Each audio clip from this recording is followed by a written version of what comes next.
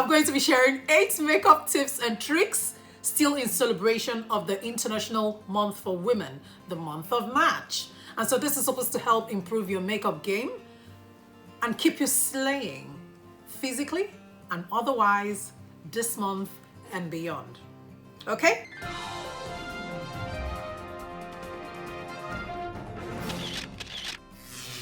So whether you've lost an item or you are at a loss as to what to do if you don't have a particular makeup product, not to worry.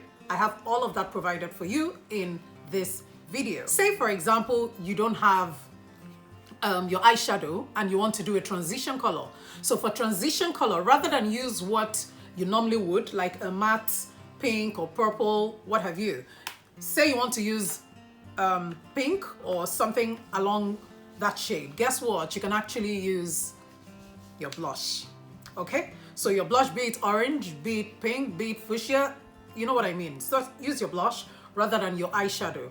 So don't cry that, oh my god, I left my eyeshadow here or there. So as usual, you just tap off, and what you do is you go right ahead with this. So I'm just going to do this. So I left the portion underneath because I wanted to capture all the fallout that might happen. So I'll just go back again with the same blush, tap off, usual routine, and then do it on this other part. Depending on the intensity, you can go back with it. Remember, with makeup, it's better you take a little portion, then build up on it slowly than take something major and try to reduce the intensity. It's usually more difficult. So that's it for transition color. And I use the blush as opposed to the eyeshadow. This works like magic. Okay? Number 2. You thought things hadn't gotten really bad, and then you realize, oh my god, I don't have my eyeshadow to help build your, you know, where you ordinarily would put maybe like a black or a brown. So this is what you ordinarily would use. Maybe you're working with this, then you go on to this later, depending on what you want to create, and then even go on with a black, right? So you don't have your palette and you're like, oops, hey, don't worry, because you can totally use your contour. This is what you ordinarily would use as contour. So you can actually do this, which is exactly what I'm doing. So you do this, as usual, you tap off and place it right there. So place it there the way you want. I can just take a little bit there, depending on what I'm trying to create. So, like I said, don't bother yourself. Tap off. Do the same thing here. And go ahead and blend it all in. Remember, blending is super important. You've got to blend. So that's exactly what I'm doing now. You want a homogeneous relationship with all the products you put here. So even if you're going to use 20 eye products, talking about eyeshadows, make sure you blend. And you blend, and you blend, and you blend thoroughly, okay? So you do that. If you feel you still need to add some more blending, go ahead. So you notice the brush I'm using is a bit fluffier in this case, right? So you compare that with what you have here. Blended, not blended. But the blending is not even the emphasis. Our emphasis, of course, is on the fact that you can totally use your contour and not worry so much about the dark eyeshadow that you forgot. So if I want to continue with this, I can go on and build more with more brown eyeshadow. I can also go on and take it up to a black. Again, it all depends on what you're trying to create, okay? So, but I'll keep this one subtle today. Let's take it to number 3. So really, I'm applying eyeshadow on this eye. And the whole idea, what I did on this eye is I didn't put any primer. So I'm just trying to show you why you might want to use a primer. Again, it depends on what you want to create. If you're in a hurry, like when I'm in a hurry and I really don't need too much paparazzi on my eyeshadow, I just go without a primer. But it doesn't take away the fact that a primer will up your makeup game. So if you want to do a cut crease, I'm sure we all know that it's at this point that you start creating whatever you need for a cut crease. I'm not trying to do a cut crease. That's not what I'm trying to create. So I'll just do regular eyeshadow to match with what we have there. But like I said, I did not put an eye primer there. So no need for a cut crease. So this is what I have for, this is what I have. So you're gonna see, I'm gonna put my eyeshadow on this side and you will see the difference. You compare it with what you have on this side. So here, there is no primer, but here I've put like a base. So a primer is, as the name implies, I'm priming that eye. So I've primed it, and when I put the eyeshadow, it will so pop. So this is supposed to give your eyeshadow the extra. Got it? So let's put some shadow there. So this is the eye. So I'm just going to use the same eyeshadow I used on this other eye, Gold Mine. So I will take some portion of it and I'll drop the eyeshadow. So just look at the difference, guys. Look at that. Almost as if it's a glitter, but it's not. Almost as if it's a glitter. I have glitters on it, or rather some pigment. So it really makes the eye pop. And I'm not even done. So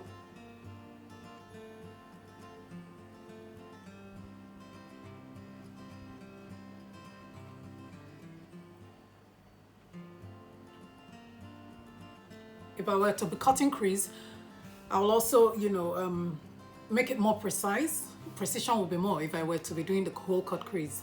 But look at this. I could have stopped even at the first swipe period.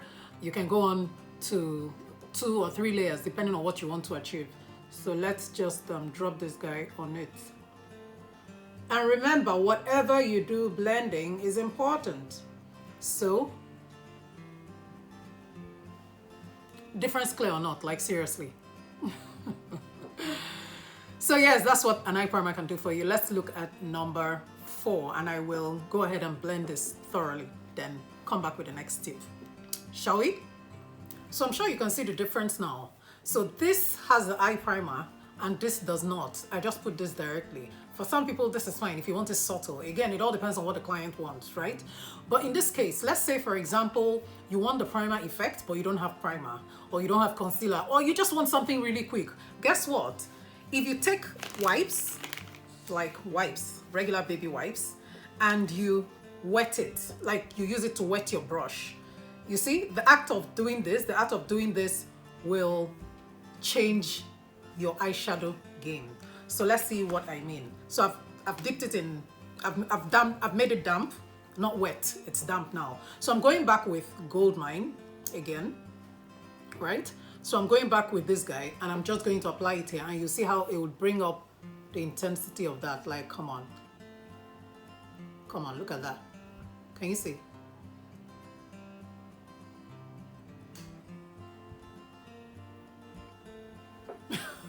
You see, so it wasn't, I mean, it's as clear, the difference is as clear as day and night. So, but I did that to just show you. You make it a bit wet and it will just bring it back to life. So that is something that can make a world of difference. It has taken it from plain Jane to glamorous you.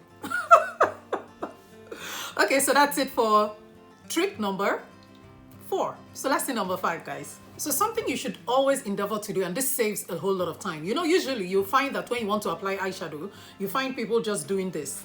So they just touch this, ta ta ta ta ta, and then tap off. Something that can make life easier for you and reduce those seconds that would later translate to a lot of minutes over time is when you take your eyeshadow. You know, first you have to use an appropriate brush, which is normally a flat brush, not fluffy in any way, please. So when you do this, rather than do this and go straight to your eyes, do this and turn reverse it, like take the other side of it. So this way, this way, this way, this way, then you tap off. What this means is when you do this, you would ordinarily at this point have had to go back to take some more. But instead of that, you just reverse it, take the back and do that. You got it? So that's your tip number 5. If you haven't subscribed, this is a good time to subscribe. And if you haven't liked this video, come on, you're getting some values. Some value, did I say values? You're getting some, some value. So hey, the least you can do is like it. I know you will. Thank you. And if I haven't mentioned, I'm actually doing this one because we are still in the month of March, International Women's Month, right? March 8 has gone, which is why you have 8 tips and tricks. Actually, you should have figured that out by now. So March 8 is gone, but the month is still here. And way beyond this month, we will still be celebrating our ladies, okay? And all those that have any business with makeup. So even for the men watching, send it to the females in your life. They'll be thankful to you for it. So let's keep going. So tip number 6. So say for instance, you have done your brows and you do not like the fact that you have hash lines there. Really, you shouldn't have hash lines, right? Except you have other intentions for the makeup, especially above. So say for instance, you have hash lines there and you want to reduce the intensity. You can just do something as simple as brushing it up. So you do something like this, just the tip. Remember, you only want to do the beginning portion. Don't take it into this area. No need for that. So you brush it up that way, and you can always go ahead with your brush to smoothen the edge if you want. Just make sure everything is nice and pretty. Yeah, so you can always do that with your spoolie. Don't try to use concealer or anything else. You might end up messing up the entire look. All right, again, sometimes setting powder could also help with that. Maybe I'll bring that in a different video. Or you use the spoolie and you're good to go. Okay, so we can do that to the other end, even though mine wasn't, the hash line wasn't really there. But if you ever get in that headache of hash line issues, you just want to do this. The whole idea is to make the brow look natural. Okay, so you're enhancing your beauty, you're enhancing the features you have on your face. You're not trying to do plastic surgery, and you're not trying to, what's the word now? Yeah, so just stay clean, classy, and chic. Again, so say you're done and you like to set your brows. If you leave your brows the way they are, fine. But sometimes you also want to set your brows, right? So to do that, the normal thing would be to use your brow setter. So you can do this, which is what I believe you normally would, to just keep the brows in place. Now, if for some reason you do not have this, you can just use a spoolie, right? Or your mascara wand, you know what I mean? You can use a spoolie and dip it in pomade, or use your dear setting spray. So it's not only on the face that you use your setting spray. The setting spray can indeed be used on your spoolie. See? So, oops, the air conditioning. So if you do that, you can just go ahead and use it on this bit. So you see? Bravo, just clean, fresh. By the time it's dry, it would stay as perfect as the other one. See what oh yeah, I went ahead to finish the rest of my makeup. You already noticed, right? And when you're done with this, you're as good to go. But before we get good to go, let's do one more thing in tip number 8. Now for your bronzer, when you're done and you want to add some glow to your face, right? What you can do is, ordinarily, you just go straight with your bronzer, right? You just go straight to highlight your face with it. Now, if you do it ordinarily, you just take your brush, maybe you want to do your nose or whatever area. If you go straight with it, no worries, it will still, you know, it will still work. But to give it the extra, like some people say they want bronzer that will blind their enemies. So if that is you, that you really want it pigmented, something that could work, rather than keep going with 100 layers of bronzer, something you could do is pick up wipes, make it wet. So whether you're using this or you're using your big bronzer, your fan brush, just wet it a bit, not too much. Again, okay, make it damp, not wet, yes. So just a little bit of dampness and you touch the bronzer. That's really all there is to it. So do what you need to. So say for example, just watch that portion. Tell me you're not seeing what I'm doing. Tell me. So it will just pop. So just again, just wet it, make it damp a little bit, and do what you have to, right? Come on. You're seeing it already now, aren't you? Do what you got to. So again, if you want to do that for the big guy, your fan brush, make it wet. Again, just make it a bit damp, and apply a bit of, make it wet a little, and to your face. So you see there's nothing there now, right? So let's see what this guy would do. Told you.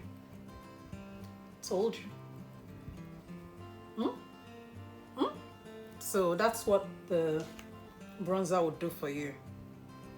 If you're trying to hide anything, this is not a very good thing to do, because it would accentuate everything. Because for me, for example, this is the time of this is my season of plenty drama on my face, so that's why you have it. So now it's not, so look at the difference. You see this one and you see this one. So that's what a bronzer would do for you. It will just bring life to it. It will just make it pop. So again, like I always say, with makeup, start with a little quantity, then you can take it up if you like, rather than put so much and start working your way towards taking it out or reducing the intensity. It doesn't work that way. So build on it. Okay, so yeah, that's pretty much it. So take it to any area you want, and at the end of the day, remember to blend it. If you leave it the way it is, you might find streaks of harsh lines here and there, but you blend it, make it homogeneous, and then you wear a classy face and look like the queen that you are. Okay, let's see for your bonus tip. Let me give you one bonus tip, shall we? And so now we're all good to go. If there are other makeup tips and tricks you know, or hacks that I haven't mentioned, of course there are tons of them, but if there are some that immediately come to mind, do well to share them in the comment section. If you haven't subscribed, now is a great time to do that. For your bonus tip, remember the orange, for example, the orange color corrector and the green color correctors are not concealers. Even though I believe it has concealer written on it, yes, it conceals, but when you have these two, they are not to conceal. This, of course, is for light-skinned people, like really light, white, and then this is for people like me, right? Now, when you're using these two, any of these two, or the purple one, did I say purple one? The purple one, for those with sallow skin, when using it, remember, you are not trying to conceal spots. This will not conceal spots for you. This is supposed to neutralize like a dark portion on your face, for example. So for fair people, you have those red spots or red clusters of maybe skin conditions. You can use this to bring that down before going on with your foundation. Same as for dark skinned people. You have that area that is really black, or spots that are localized and have given a different pigment to your face.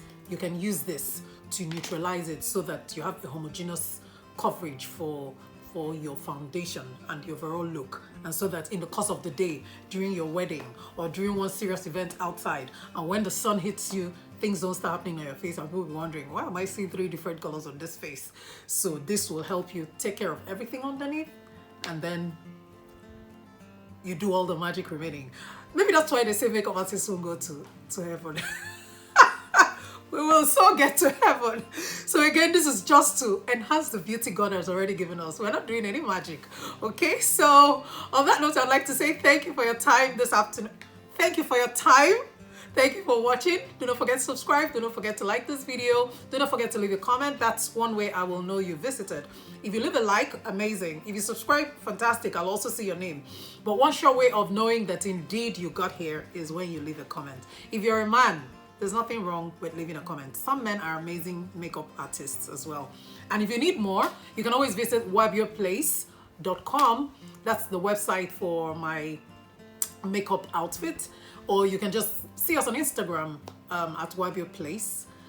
And yes, when we have trainings, I will let you know. But if you're interested in trainings, do let me know as well, so that we teach you how to get this look. And so that when you have those weddings, you won't be at the mercy of anybody.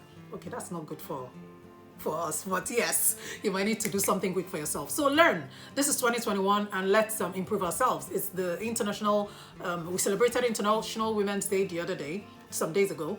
and we're still in the month celebrating women. So we're saying be strong, build capacity, develop yourself. This is one way you can do that if it's an area that interests you. Okay, and you're beautiful inside and out. Always remember that. And that's what wabio really represents. Women are beautiful inside and out. On that note, thank you for watching, and do not forget to check my other videos. I will link them for you. Cheers.